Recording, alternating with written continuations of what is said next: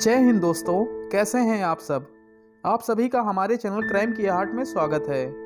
आज हम आप सभी के बीच एक स्थापित खौफनाक चेयर की कहानी लेकर आए हैं, जिसको सुनकर आप भी खौफ के अंधेरे में डूब जाएंगे। वैसे तो आप सभी ने अनेकों खौफनाक कहानियां सुनी होंगी, परंतु इस स्थापित कुर्सी की कहानी सुनकर आप भी हैरान हो जाएंगे। इस दुनिया में जहां हमारे चारों ओर पॉजिटिव ऊर्जा है, वहीं दूसरी तरफ सूक्ष्म रूप में निगेटिव ऊर्जा भी विद्यमान है, जिसके साथ छेड़छाड़ करना बहुत खौफनाक होता है। हमारे बीच कई ऐसे लोग होंगे जो निगेटिव ऊर्जा पर भरोसा नहीं करते होंगे, परंतु इस कहानी को सुनने के बाद आप सभी भी सोचने पर मजबूर हो जाएंगे। कहानी के तह तक पहुंचने के लिए कहानी को अंत तक जरूर सुनें। आज की कहानी एक ऐसी मौत की खौफनाक कुर्सी की है जो आज भी हम सभी के बीच एक म्यूजियम में मौजूद है। उस म्यूजियम में अनेकों मनमोहक चीज़ें रखी हुई हैं, परंतु इस कुर्सी को बड़े ही अलग ढंग से इस म्यूजियम में रखा गया है। जो भी व्यक्ति उस म्यूजियम में घूमने जाता है, हर वो शख्स इस कुर्सी को देखकर हैरान हो जाता है। ये कुर्सी खुद में एक कहानी समेटे हुए है। इस कुर्सी को देखकर हर कोई उसकी कहानी सुनना चाहता है। आप सभी ने हमेशा देखा होगा कि कुर्सियां हमेशा फर्श पर रखी होती हैं, परंतु ये कुर्सी जमीन से ऊपर हवा में लटकी हुई है, ताकि कोई भी गलती से इस पर बैठ ना सके। इस कुर्सी की कहानी इतनी खौफनाक है कि इसके चर्चे पूरी दुनिया में मशहूर हैं। हर कोई इस कुर्सी की वजह से मरने वालों की संख्या अलग अलग बताता है। ये खौफनाक कुर्सी इंग्लैंड की है। ये कहानी आज की नहीं, 18वीं सदी की है। ये कहानी शुरू होती है इंग्लैंड के थक्स इलाके से। इंग्लैंड के थक्स में दो दोस्त रहते थे। दोनों बहुत अच्छे दोस्त थे। दोनों के बीच में एज डिफरेंस था। एक का नाम थॉमस, दूसरे का नाम डेनियल था। दोनों दोस्त होने के साथ साथ क्रिमिनल गैंग भी चलाते थे। ये दोनों गैर कानूनी काम भी किया करते थे, जैसे नकली करेंसी का धंधा करना और छोटे मोटे क्राइम भी किया करते थे। ये दोनों अपने धंधे थक्स में ही किया करते थे, क्योंकि ये दोनों थक्स के ही रहने वाले थे। दोनों का ये धंधा काफ़ी अच्छा चला करता था। दोनों इस धंधे में काफ़ी आगे बढ़ रहे थे। दोनों खुद को थक्स का डॉन समझा करते थे। क्रिमिनल होने के कारण थक्सवासी उनसे काफ़ी डरा भी करते थे। वहीं थक्स में एक बार हुआ करता था। दोनों रोज उसी बार में जाया करते थे और वहां बैठकर दोनों ड्रिंक किया करते थे। दोनों अपने धंधे तथा जिंदगी से बेहद खुश थे। दोनों की दुनिया एकदम अलग थी। दोनों अपनी दुनिया में निरंतर आगे बढ़ रहे थे। इसी बीच डेनियल को ये पता चलता है कि उसकी बेटी एलिजाबेथ उसके दोस्त थॉमस से प्रेम करती है। ये जानकारी डेनियल को बड़ी अटपटी लगती है। फिर वो सोचता है कि थॉमस भले ही मेरा दोस्त है, पर है तो मुझसे छोटा ही। इस तरह से डेनियल खुद को समझा लेता है। वो थॉमस को अच्छे से जानता भी था और उसने थॉमस के अंदर अपनी बेटी के लिए सच्चा प्यार भी देखा था। तो वह दोनों के रिश्ते को अपना लेता है और दोनों की शादी करवा देता है। शादी के बाद दोनों खुशी खुशी रहने लगते हैं। शादी के बाद दोनों की दोस्ती तथा बिजनेस पर कोई फर्क नहीं पड़ता। वो दोनों दोस्त एक दूसरे पर अब और भरोसा करने लगते हैं। दोनों का धंधा बढ़िया चल रहा था। ये दोनों जिस बार में सालों से जाया करते थे, उसी बार में थॉमस की एक फेवरेट चेयर हुआ करती थी। थॉमस बार की उसी चेयर पर बैठा करता था। वह किसी और चेयर पर कभी नहीं बैठता था। अगर कभी कोई और कस्टमर उस चेयर पर बैठ जाता था तो थॉमस उसे ऑनर से कहकर उस चेयर से उठवा दिया करता था। अगर कोई कस्टमर उस चेयर से नहीं उठता तो थॉमस उसे डरा धमकाकर उठा दिया करता था। ये चेयर उसे बेहद प्यारी थी। वो उस चेयर को कभी किसी के साथ शेयर नहीं किया करता था। क्रिमिनल बैकग्राउंड होने के कारण थक्स की जनता उन दोनों दोस्त से डरा भी करती थी। थॉमस का कुर्सी के प्रति लगाव दिन प्रतिदिन बढ़ता जा रहा था। थॉमस का दोस्त और ससुर ये अच्छे से जानते थे कि थॉमस उस चेयर से बेहद प्यार करता है, इसलिए वो कभी उस चेयर में नहीं बैठा करते थे। जब भी वो दोनों उस बार में जाया करते थे, डेनियल हमेशा दूसरी चेयर में बैठकर थॉमस की चेयर खाली रखा करता था। अब थॉमस और एलिजाबेथ की शादी को काफ़ी टाइम हो चुका था। अब डेनियल को ऐसा लगने लगा था कि थॉमस अब उसकी बेटी एलिजाबेथ को प्यार नहीं करता है तथा उसे परेशान करता है। उसको अपनी बेटी की परेशानी बड़ा दुखी किए थी। वो अपनी बेटी को दुखी देखकर बड़ा परेशान रहने लगा था। फिर वो एक दिन थॉमस को समझाता है और धमकी भी देता है कि वो अपनी बेटी को अपने साथ घर ले जाएगा। ये बात थॉमस को बहुत बुरी लगती है। वो एलिजाबेथ को बहुत प्यार करता था और हमेशा उसके साथ रहना चाहता था। थॉमस को बिल्कुल पसंद नहीं था कि उसकी और उसके पत्नी के बीच कोई और आए। फिर उसके ससुर डेनियल की धमकियों ने उसे बड़ा क्रोधित कर दिया था। अब उन दोनों के बीच के संबंध खराब होने लगे थे। अब दोनों एक दूसरे को पसंद नहीं करने लगे थे। इसी बीच दोनों थक्स के उसी बार में जाते हैं और जाकर दोनों शराब पीने लगते हैं। काफी देर तक दोनों लगातार शराब पीते हैं। शराब पीते पीते दोनों में झगड़ा शुरू हो जाता है। दोनों खूब झगड़ते हैं और झगड़ने के बाद थॉमस उठकर बाथरूम चला जाता है। बाथरूम से आने के बाद थॉमस देखता है कि डेनियल जो कभी उसकी चेयर में नहीं बैठता था, वो उसकी फेवरेट चेयर पर बैठा है। ये हरकत डेनियल ने पहली बार की थी। डेनियल ने ये सब सिर्फ थॉमस को चिढ़ाने के लिए किया था। थॉमस डेनियल के पास बेहद गुस्से में गया और चिल्लाकर बोला, मेरी चेयर से उठो डेनियल। डेनियल उसके चिल्लाने पर भी उस चेयर से नहीं उठता है। थॉमस कई बार उसे उठने को बोलता है पर डेनियल नहीं उठता। थॉमस गुस्से में डेनियल को मारने लगता है। धीरे धीरे दोनों में हाथापाई शुरू हो जाती है। एक कुर्सी के लिए दोनों एक दूसरे को खूब पीटते हैं। दोनों इस लड़ाई में अपना रिश्ता और दोस्ती सब भूल जाते हैं। थॉमस उस चेयर के लिए इतना पागल हो जाता है कि वो अपने ससुर तथा अपने सबसे अच्छे दोस्त को मार देता है। थॉमस ने उस चेयर के लिए एक खून कर दिया। ये खबर पूरे इंग्लैंड में फैल जाती है। कत्ल के दौरान तुरंत किसी ने पुलिस को खबर दे दी कि थक्स के एक बार में एक खून हो गया है। पुलिस खबर पाते ही तुरंत उस बार में पहुंचती है और कत्ल के जुर्म पर पुलिस फौरन थॉमस को गिरफ्तार कर लेती है। इसके बाद पुलिस सारी जांचें करती है, दोनों का रिश्ता तथा कत्ल की वजह पता करते हैं। तब जाकर पुलिस को पता चलता है कि थॉमस ने एक कत्ल एक चेयर पर बैठने के लिए किया था और जिसका कत्ल किया वो कोई और नहीं, उसका ससुर तथा उसकी पत्नी एलिजाबेथ का बाप है। जांच के दौरान पुलिस को यह भी पता चलता है कि दोनों क्राइम का धंधा तथा गैर कानूनी काम किया करते थे। थॉमस के ऊपर अपने ही ससुर की हत्या का केस चलता है। कई दिनों तक लगातार केस की सुनवाई होती है। उसके बाद अदालत सभी सबूतों तथा चश्मदीद गवाहों को देखते हुए थॉमस को फांसी की सजा सुनाती है। अब थॉमस की फांसी तय हो जाती है। जब उसको फांसी होनी थी तभी जेलर थॉमस से उसकी आखिरी इच्छा पूछता है। थॉमस जब अपनी आखिरी इच्छा बताता है तो सबके होश उड़ जाते हैं। थॉमस ने अपनी इच्छा बताकर सभी पुलिस वालों को हैरान कर दिया। थॉमस ने बताया कि मैं मरने से पहले उसी थक्स के बार में जाना चाहता हूँ और वहाँ जाकर अपनी फेवरेट चेयर पर बैठकर मैं एक बार ड्रिंक करना चाहता हूँ।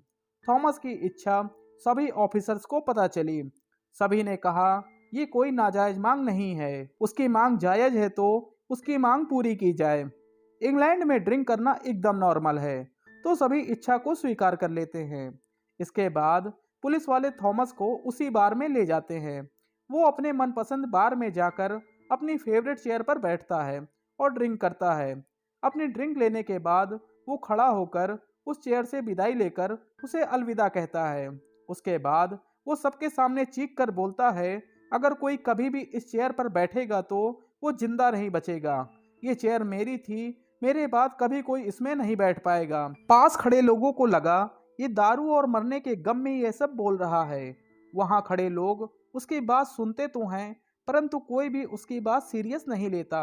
उस चेयर को साफ देकर वो वहाँ से पुलिस के साथ जेल वापस चला जाता है। अगले ही दिन थॉमस को फांसी होनी थी। वह पूरी रात सोता भी नहीं है। फिर अगली सुबह होती है और वो घड़ी भी आ जाती है जब थॉमस को फांसी होनी थी। तय समय में थॉमस को फांसी हो जाती है। अब थॉमस की मौत के बाद सब लोग थॉमस को भूलने लगते हैं। इधर थॉमस की मौत को कुछ समय बीत चुका होता है। धीरे धीरे मौत के बाद भी लोग थॉमस की कहानी को जान रहे थे। अब उस बार के मालिक ने उस बार का नाम भी थॉमस के नाम पर ही रख दिया। अब लोग उस बार में थॉमस की कहानी सुनने तथा उस चेयर को देखने जाने लगे। लोग जाते और थॉमस की पूरी स्टोरी सुनाई जाती।